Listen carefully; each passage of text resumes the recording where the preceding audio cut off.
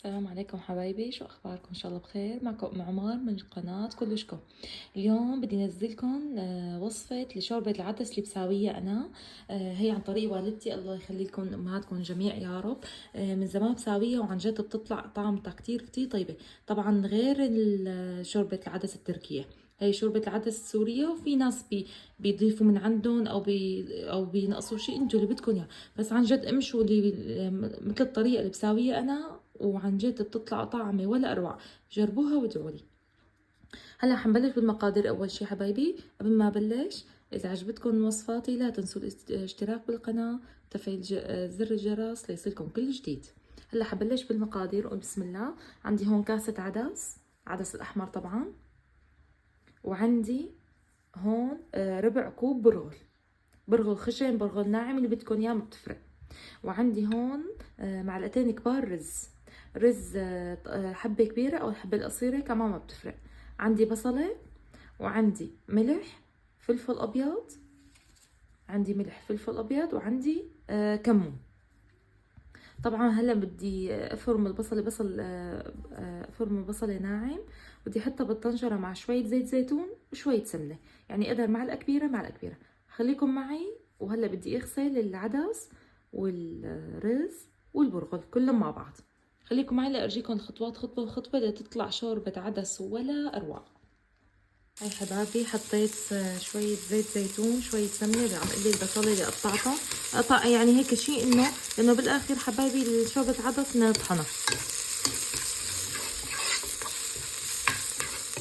هلا بنقلبها شوي صغيرة بقدر دقيقة بس مو اكتر.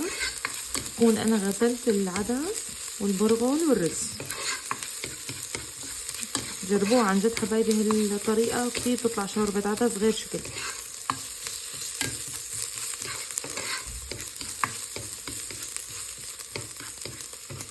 هلا تقلت عندي. شو بدنا نعمل هون؟ اللي غسلناهم هدول العدس والرز والبرغل. بسم الله.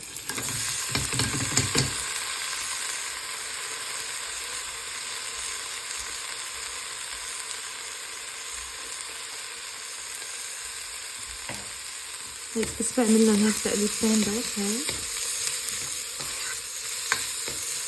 بعدين بحط المي. هلا ححط كاستين هلا مي، وتبدي بضيف على مهلي. بسم الله الرحمن الرحيم.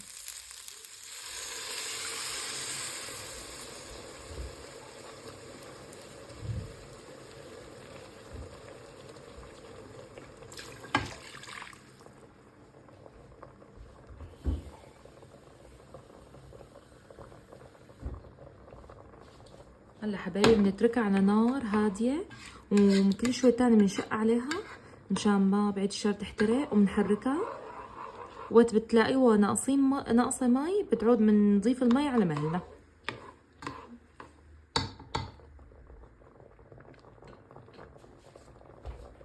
هلا بنحط بقى الملح والفلفل، الكمون اخر شي.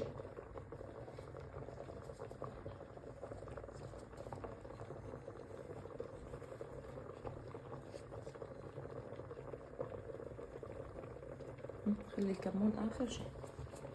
هلا بنغطيها وبنتركها على نار وسط. خليكم معي يا حبايبي لأرجيكم بعدين النتيجة النهائية إن شاء الله.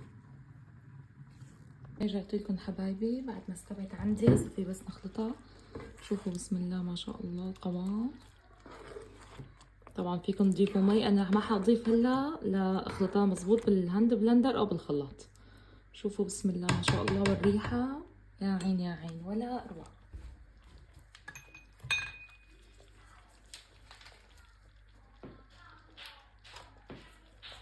مثل ما حكينا فيكم تسووها بالخلاط أو بالهاند بلندر. بسم الله الرحمن الرحيم.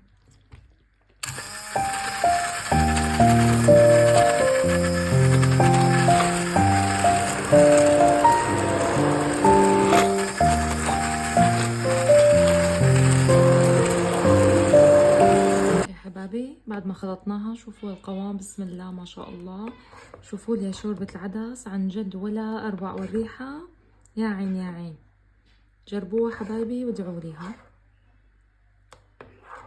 هي شوربة العناخة بعد ما خلطناها بنتركها تقريبا شي 5 دقايق بس وبتكون عنا جاهزة بإذن الله. طبعا لا تنسوا قدامها الليمون، في ناس بيضيفوا كمان قدامها بيحطوا فوقها الخبز المقلي. انا الصراحة كتير بحب فوقها خبز المقلي. انتوا شو اللي بدكم اياه، ان شاء الله صحة وانا يا رب.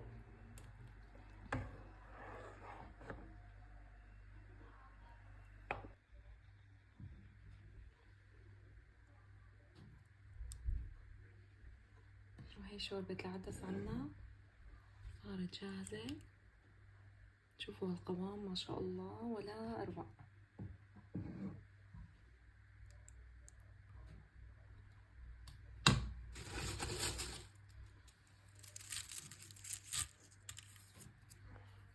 جربوها حبايبي وادعوا لي، ولا تنسوا اشتراك بالقناة وتفعيل زر الجرس ليصلكم كل جديد. السلام عليكم ورحمة الله تعالى وبركاته.